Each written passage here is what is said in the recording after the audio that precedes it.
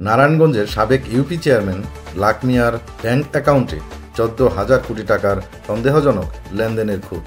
নারায়ণগঞ্জের 2,500 উপজেলার ব্রাক্ষন্দী ইউনিয়ন পরিষদের সাবেক চেয়ারম্যান মোহাম্মদ লাক মিয়ার ব্যাংক অ্যাকাউন্টে 14,000 কোটি টাকারও বেশি সন্দেহজনক লেনদেন তথ্য পেয়েছে দুর্নীতি দমন কমিশন দুদক। বৃহস্পতিবার 6 মার্চ দুদকের মহাপরিচালক মোহাম্মদ আক্তার হোসেন এ তথ্য নিশ্চিত করেছেন। চেয়ারম্যান পদে দায়িত্ব পালনের সময় লাক মিয়ার 49টি ব্যাংক অ্যাকাউন্টে সন্দেহজনক লেনদেনের প্রমাণ পাওয়া গেছে।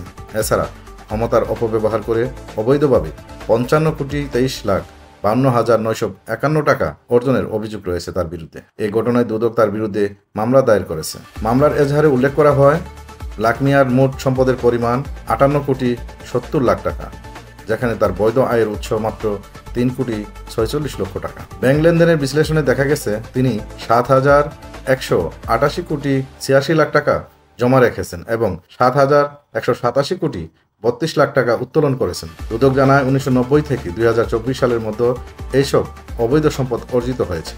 এছাড়া তার স্ত্রী মাহমুদা বেগমের বিরুদ্ধেও 14,50,00,000 টাকার জ্ঞাত আয় বহির্ভূত সম্পদ অর্জনের অভিযোগে মামলা করা হয়েছে। দুদকের তদন্তে জানা গেছে, লাক মিয়া চেয়ারম্যান থাকাকালে মাহমুদা বেগমের 14টি ব্যাংক হিসাবে 461,17,00,000 টাকা লেনদেন হয়েছে, যার মধ্যে 230,69,00,000 টাকা জমা এবং 230,48,00,000 টাকা উত্তোলন করা হয়েছে। 2007 থেকে 2024 সালের মধ্যে এসব লেনদেন হয়েছে। এদিকে লাক মিয়ার বেতনভুক্ত কর্মচারী মোহাম্মদ মহসিন মোল্লার 14টি ব্যাংক অ্যাকাউন্টে 10,322,76,00,000 টাকার সন্দেহজনক লেনদেনের তথ্য পেয়েছে দুদক।